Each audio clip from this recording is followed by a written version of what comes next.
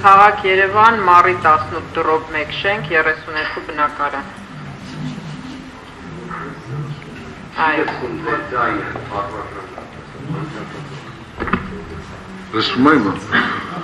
Նշված ասեմ, ովքեր են բնակում ձեր հետ։ Ես եւ մայրս։ Եվ քրոջս երեխաները շաբաթվա մեջ մի քանի օր գալիս են այդտեղ դասից հետո։ Բարի։ Այո։ Բնականաբար դատանը չի արժում առողջական վիճակի հետ կապված աստված չանի, որովհետև գիտեք, որ առողջական վիճակը նորմալ է։ Այո, ընտիր։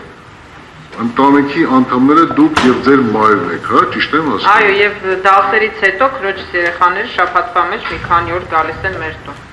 որոնցից ամենամեծը ընդամենը 11 տարեկան է։ Մայրը աշխատում է ձեր։ Չէ, երեխաների խնամքով զբաղվում։ Երեխաների խնամքով զբաղվում։ Այլ անձիկ չեն բնակում այդ ասեմ։ Քանի սենյականոց բնակարան։ 3 սենյակ։ Մի հարցեր ձեզ։ Սխալ չընդունեք, հայրը։ Հայրս մահացել է անցել։ Հավատում։ Փաստաբան Արմենակ Մակոյան։ Մի հարցեր ձեզ, այդ ձեր պաշտպանները նաև միջնորդությունը ներկայացնելիս նշեցին, որ եթե դատանը նպատակահարմար գտնի գրավ, նախորդիվ ներկայացնեն մինչև 2 միլիոն դրամ, ներկայումս 2.100.000 դրամի չափով։ Սահմանափակումը այդ առումով ինչու՞մ է կանում, դրամական միջոցների սղության, այսինքն եթե դատանը այնուամենայնիվ նպատակահարմար գտնի այդ նիշը ավելի բարձր սահմանել գրավի, հնարավորություն կունենաք, թե ոչ։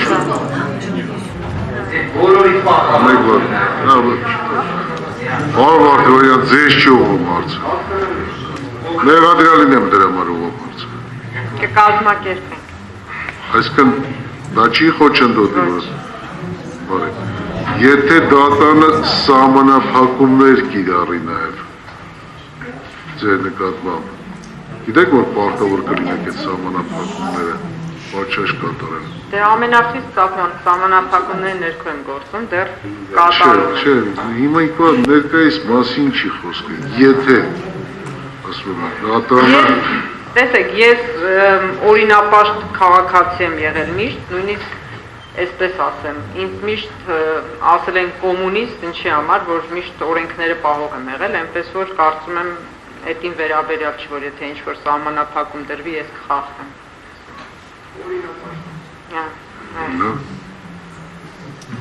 Ցանկանաք հանդես գալ։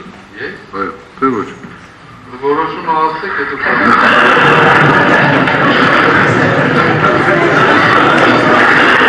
Դա լրություն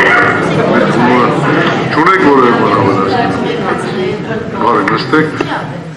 Ներադրանքի կողմին միջնորդությունը տնամադրեց հակերճ միջնորդություններ ստացակ։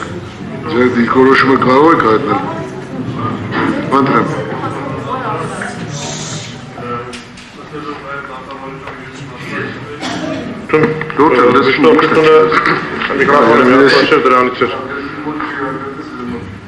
Շահակալություն պատվարժան դատարան, միջնորդությունը, ինչպես նշեցի, մենք ստացել ենք, քննարկեցինք, հասցրեցինք, քանի որ ժամանակ կար, միջնորդությունը բավականին հակերճ էր եւ քանի որ պաշտպանական կողմից բազմաթիվ արտահայտողներ եղան, ըստ էության ժամանակ եղավ քննարկելու թե միջնորդությունը, թե նաեւ լսելու պաշտպանական կողմի ներկայացուցիչներին եւ այսպես ներկայացնել մեր դիրքորոշումը պատվարժան դատարան։ Ըստ էության ընդունելի համարելով պաշտպանական կողմի բարձրացված իրավական առումով, բացառապես իրավական առումով բարձրացված այս մտահոգությունները կամ հիմնավորումները, պատվարժան դատարան հիմնվելով բացառապես իրավական կատեգորիաների վրա եւ զերծ մնալով այդ հասարակական մյուս հանգամանքներից, որ ինչպես նշվեց, որ սոցիալական ցանցերում 450 հոգի ինչ-որ հավանումներ են տվել կամ մեկնաբանություններ, ըստ էության դրանց վրա չսերվելով եւ բացառապես նորից նշեմ իրավական տիրույթում քննարկելով տվյալ հարցը, պատվարժան դատարան գտնում ենք հետեւյալը. այլընտրանքային խափանման միջոցները ներկա իրավիճակում այս ամբողջ քննարկումների արդյունքում գտնում ենք, որ իզորու են ապահովել մեղադրյալի այն իրավաչափության ռիսկերը են պայմաններ ինչ-որ նախանշված են եղել եւ այդ առումով որպես այլընտրանքային խափամիջոցներ պատվարժան դատարան առաջարկում ենք հետեւյալը մեղվից բարձրանալով նշեմ բացակայելու արգելք գրավի համակցությամբ գրավը չափը թողնում ենք դատարանի հայեցողությանը եւ ըստ էության մյուս խափամիջոց այլընտրանքային որը որ դատարանը հավանաբար կարծում ենք կիրառի դրա ընտրության հարցը եւս թողնում ենք դատարանի հայեցողությանը Միանում եմ գործընկերոջս պատվարժան դատարան տարբերվող որոշում չունեմ Վարորդի մասնակիցներ դատարանը լսելով վարորդի մասնակիցների կարծիքը որոշեց մեղադրյալ Լիդիա Արմենակի Մանտաշյանի նկատմամբ կիրառված խափամիջոց կալանքը փոխել վերացնել վերջինիս նկատմամբ որպես խափամիջոց կիրառել վարչական հսկողությունը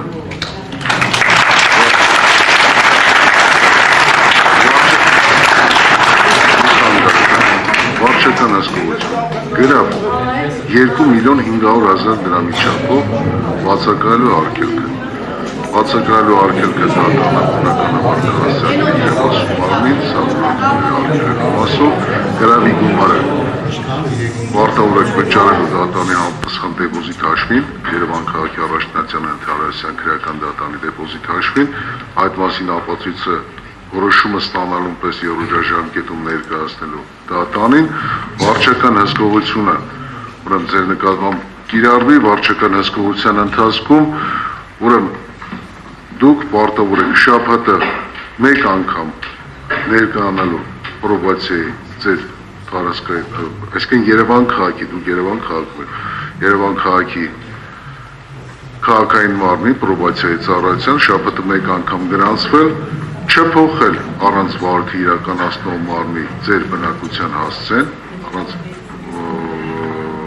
վարորդի իրականացնող մարմնի թույլտվության ժամը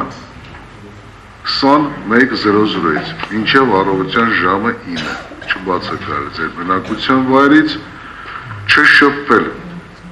քրեական վարույթով, սույն քրեական վարույթով մասնավոր մասնակիցների եւ վկաների հետ շփումները չունենալ բացառությամբ ձեր պաշտպանների բնականաբար նաեւ չշփվել հաղորդակցություն չունենալ նաեւ եւ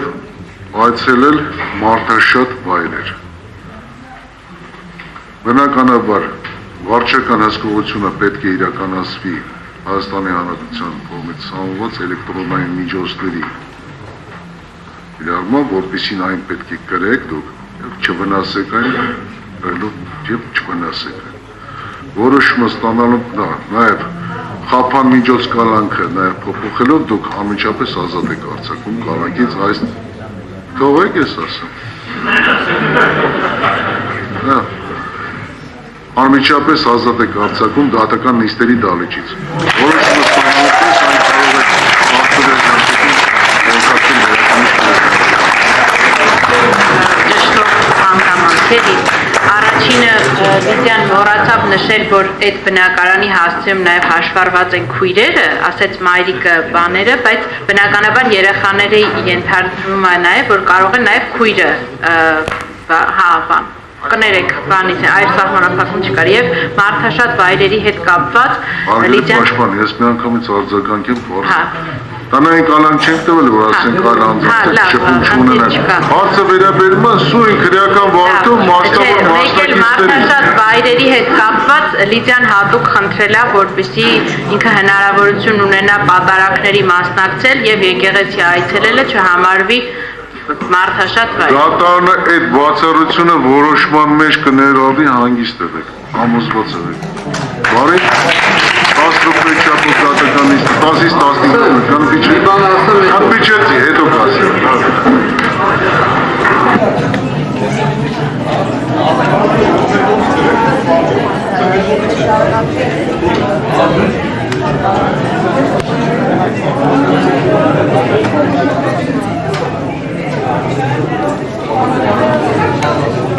Դահլիճում ներկա սիրելի մարդիկ,